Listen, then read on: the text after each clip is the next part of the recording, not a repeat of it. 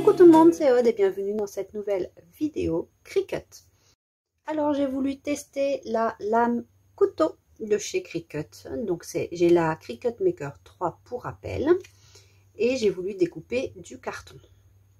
Alors ce n'est pas un carton de Cricut, c'est un carton de moins bonne qualité. C'est un dos de couverture de papier aquarelle, les blocs papier aquarelle je crois. De toute façon, après, je vais enlever celui-ci pour voir le résultat de ceci.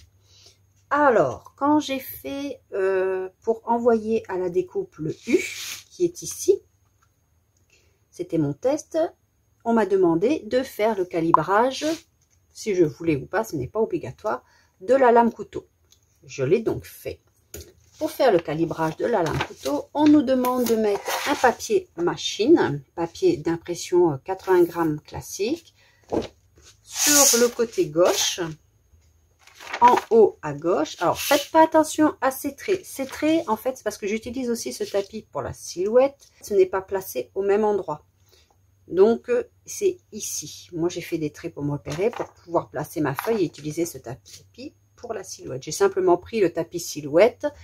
Là c'est celui de portrait, mais j'ai pris celui de la caméo. Et j'ai placé mon tapis. Et vous voyez, mon trait, il est là. Et pour le A4, il est bien là. C'est simplement pour me permettre d'utiliser ce tapis pour faire les découpes, de manière à pouvoir placer au plus près mes découpes du bord. Et surtout pour les print and cut, pour que les repères après du print and cut soient bien placés. Alors, je ferme cet aparté. Alors, pour le calibrage, on m'a demandé de mettre une feuille d'imprimante classique, donc 80 grammes. Donc, j'ai mis sur le tapis vert. C'est mon tapis martyr, ça c'est le premier tapis que j'ai eu, donc vous voyez il y a plein de marques, il colle plus trop, c'est pas grave. Pour une feuille 80 grammes, c'est largement suffisant. Et voici ce qu'il a fait. Il m'a fait 7, 1, 2, 3, 4, 5, 6, 7 découpes. En fait, c'est 2 découpes sur la même ligne qui se superposent et il fallait simplement dire laquelle se superpose le mieux, qui était correct ou pas correct. Pas comme ça, mais bien l'une sur l'autre. Donc pour moi, j'ai dit que c'était la 6e. Mais franchement, je ne sais pas si vous allez voir quelque chose, mais c'est vraiment, c'est même pas à 1 mm près. Hein, c'est vraiment, c'est pas spécialement évident de choisir la bonne. Moi, j'ai mis la 6. Et ensuite, j'ai pu envoyer à la découpe ceci.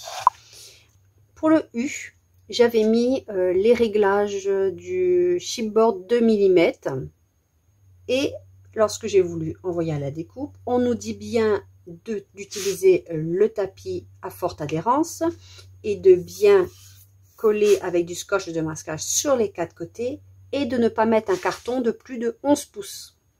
Parce qu'en fait, toutes vos petites roues blanches, votre cale, les cales, je ne sais plus comment ça s'appelle, les petites cales blanches, les petites roues, il faut toutes les décaler vers la droite et donc elles arrivent à peu près ici. C'est pour cela qu'il faut que votre carton ne fasse pas plus de 11 pouces au début. Le carton, moi je l'avais mis dans l'autre sens, c'est un 21-29-7.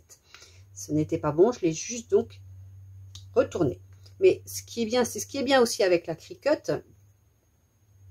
Toutes les étapes vous sont indiquées et on vous explique de faire attention à certaines choses. Donc là, c'était bien décaler les roues, bien mettre le carton pas plus de 11 pouces sur le tapis mauve et bien mettre du scotch de masquage. Donc toutes les étapes vous sont indiquées. Et ensuite j'ai envoyé à la découpe. Donc il n'y avait que le U. Pour celui-ci j'avais pris donc les réglages par défaut de l'aggloméré 2 mm, du chipboard 2 mm. Il disait 24 passages, je ne sais plus la force, mais de toute façon c'est pas moi qui l'a choisi la force. Mais au bout de 9 passages, je l'ai arrêté car ça se soulevait, donc c'était parfaitement découpé. Donc après, je me suis dit, je vais découper le reste. Alors, l'écriture, je sais que j'aurais pu la souder. C'est fait exprès que je ne l'ai pas soudée. C'est un choix personnel. C'est juste pour écrire un bel hiver. Voilà. Et en fait, après, j'ai décidé, comme là, je n'avais besoin que de 9 passages sur les 24, de faire moi-même mon réglage. Donc je voulais mettre un nouveau réglage avec chipboard odd et mettre la lame couteau avec 9 passages seulement et le réglage de la force par défaut.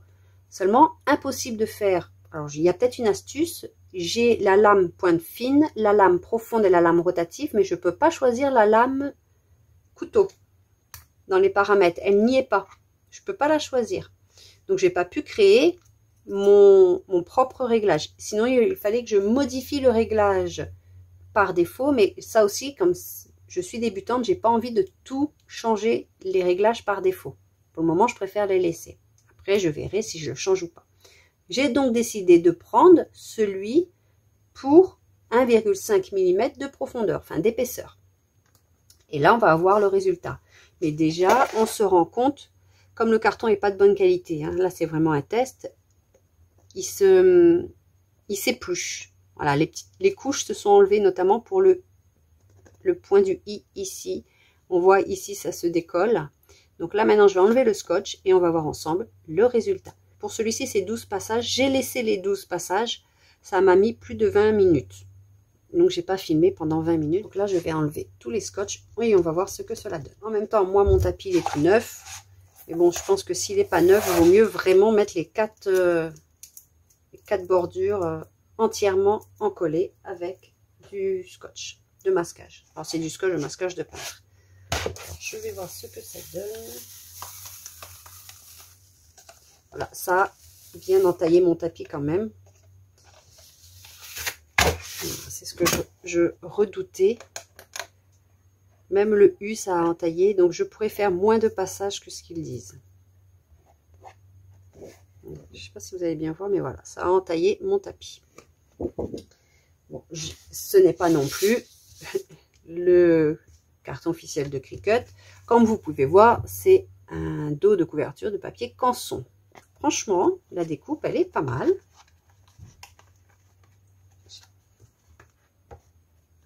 À part mon i, parce que une partie est pas...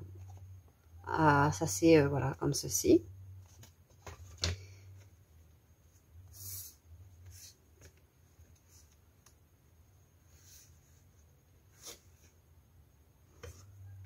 Je voulais pas que le V soit collé.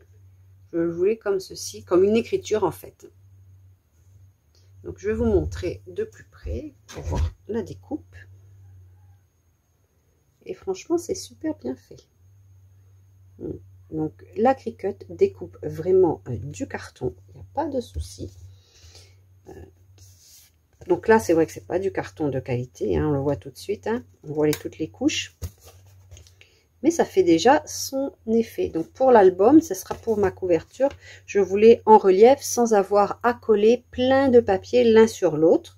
Mais on peut aussi utiliser, si on fait correctement, parce que moi j'ai utilisé comme ceci, mais je pourrais faire ici tout en étant bien placé. Comme là il écrit Belle Hiver, il suffisait que je mette le ER là.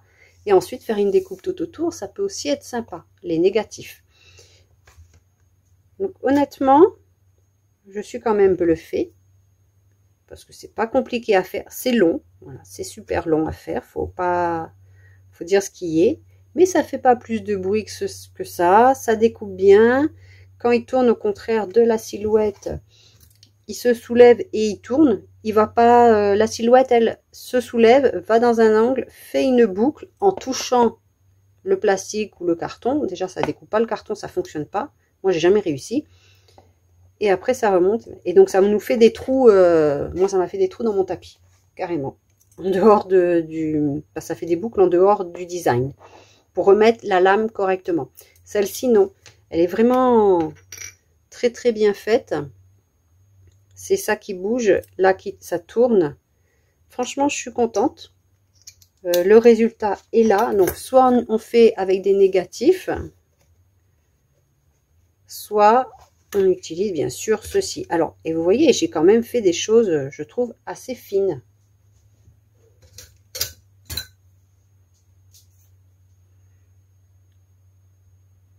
Alors là, par exemple, le i de hiver, il fait 7 mm ici.